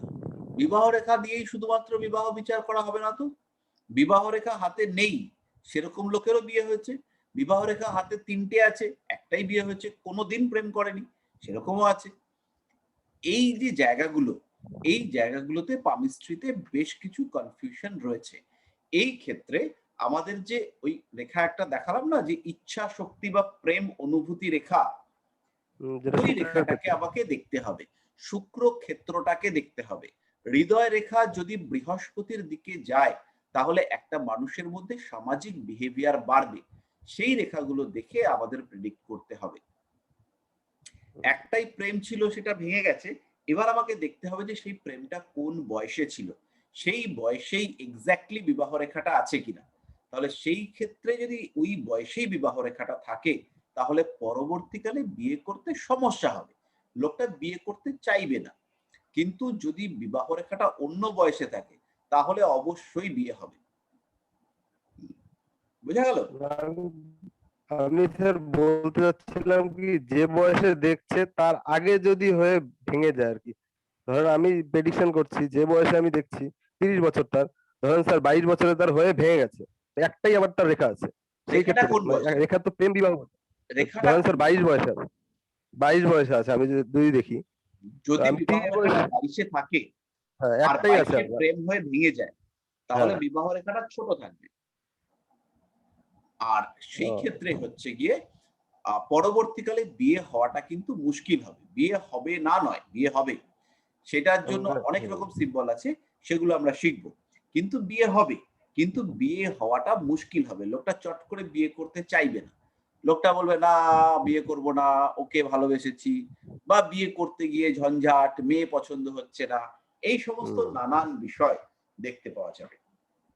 আমি স্যার এরকমও ছেলে দেখেছি যে প্রতিষ্ঠিত, কিন্তু বিয়ে কিছুতেই হচ্ছে না, অনেক দিন থেকে দেখছে দেখছে দেখছে, এরকম অনেক আছে এরকম যে বিয়ে হতে হ্যাঁ, চায় আছে না। তো।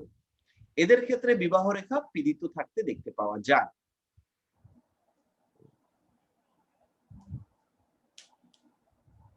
আর কোনো প্রশ্ন?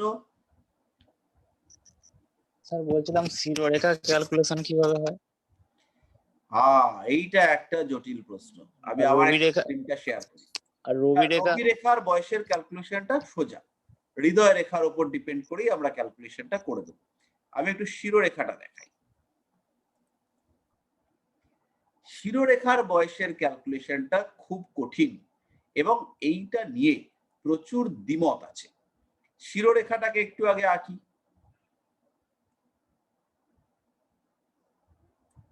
ধরে নিচ্ছি এই শিরোরেখাতে এইখানে একটা ক্রস আছে, তাহলে এটা একটা মস্তিষ্কে আঘাত প্রাপ্তি ইন্ডিকেট করবে। তাহলে এই জায়গাটা কোন বয়সটাকে নির্দেশ করবে? এই ক্ষেত্রে এই শিরোরেখা থেকে সরাসরি আমাকে আয়ু রেখার উপর লম্ব টানতে হবে। আয়ু রেখার উপরে আমরা এখান থেকে লম্ব টানবো। লম্ব টানা মানে ব্যাপারটা কি আমরা সবাই বুঝি? সমস্যা হলে পরে একটুখানি জানাবে। 90 ডিগ্রি। তাহলে এই লম্বটা আয়ু রেখাতে যে বয়স নির্দেশ করলো সেই বয়সটা আমাদের ক্ষেত্রে শিরোরেখার ওই ইভেন্টের বয়স নির্দিষ্ট হবে। বুঝা গেল? এইটা হচ্ছে একটা লজিক। হলো? পরিষ্কার? সেকেন্ড লজিকে যাব।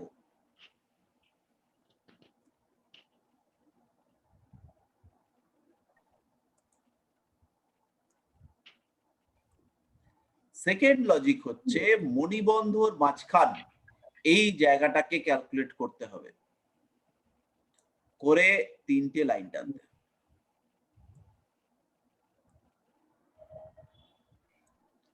তাইলে শিরোরেখাটা 4টে ভাগে ভাগ হয়ে যাবে। তাহলে এই যে 4টে ভাগ হলো, এগুলোর এক একটাকে অ্যাপ্রক্সিমেটলি 20 বছর করে ধরা যেতে পারে।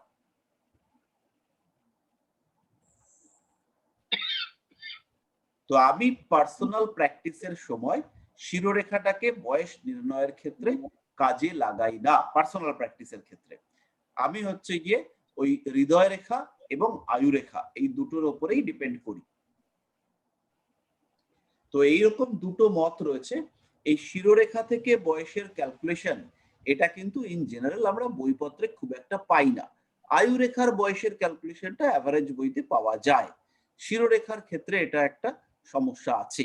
তো এই ক্ষেত্রে দুটো মত আমি পেয়েছি এবং দুটোই তো আমার মতে লজিক্যাল, দুটোই কার্যকরী। পরিষ্কার? স্যার আমি অভ্র বলছিলাম আপনি স্যার কোন থিওরিতে আপনি কাজ করেন স্যার? মানে মানে এই যে এত শিরোরেখার যে জটিল একটা ইয়ে দেখালেন, সেটার মধ্যে আপনি কোনটার উপরে বেশি কাজ করেন? ও শিরোরেখা থেকে আমি করি না তো, আচ্ছা শিরোরেখা থেকে আমি বয়সটা ক্যালকুলেটই করি না, আমি আয়ু রেখা আর হৃদয় রেখার উপরে বেস করে বয়সের ক্যালকুলেশনটা করি। কিন্তু আমাদের জানতে হবে সবকটাই, এই দুটো ব্যবস্থা রয়েছে, এর মধ্যে আমরা দুটোর মধ্যে যে কোনোটাকে প্রেফার করতে পারি। তো যদি বেশি লজিক্যাল কোনটা আমরা ধরি তাহলে সেকেন্ডটা, অর্থাৎ মণিবন্ধের মাঝখান থেকে যে রেখা টানা, এইটা হচ্ছে গিয়ে বেশি লজিক্যাল। এটা 3টে দাগ টানলেন, কিন্তু ভাগ তো হয়ে গেল 4টে। হ্যাঁ, ওই জন্য 20 বছর করে এক একটা ভাগ। তাহলে এখানে হচ্ছে, বৃহস্পতির সাইডটা, হ্যাঁ এইটা 20 বছর, এটা হচ্ছে 20, এটা আবার 20, তারপরে এটা আবার 20, আর লাস্টেরটা হচ্ছে 20। 80 বছর।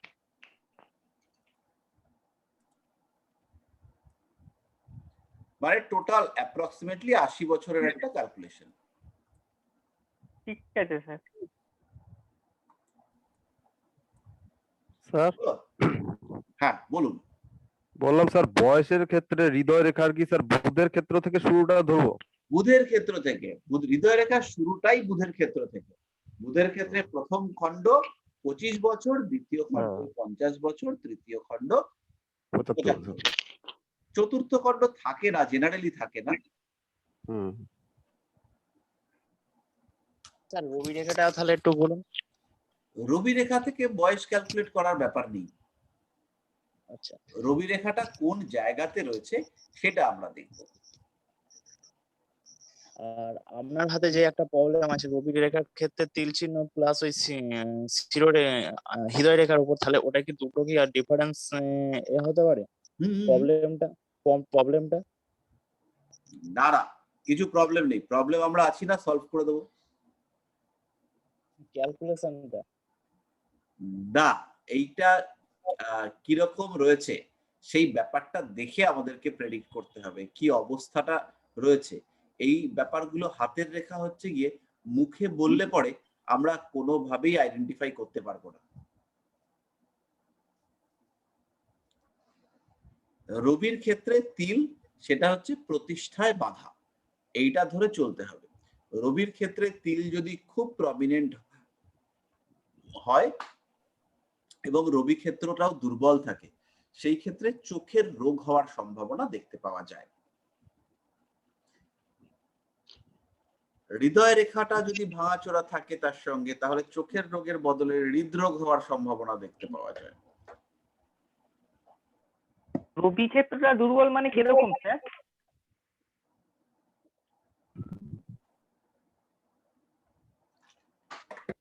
একটু বসে গেছে, চ্যাপটা হয়ে গেছে, বা হচ্ছে কি ওখানে কোনো ছাপ ছাপ টাইপের হয়েছে, পরিশ্রম করে কড়া পড়ে গেছে, এগুলো তখনই হচ্ছে গিয়ে ক্ষেত্রগুলো পীড়িত হয়।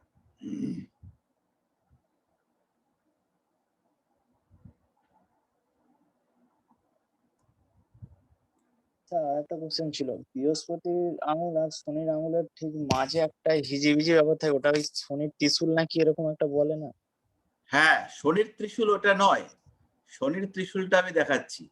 শনির ত্রিশূল হচ্ছে এইটা, এরকম ভাগ্যরেখা উঠবে, এটা হচ্ছে শনির ত্রিশূল।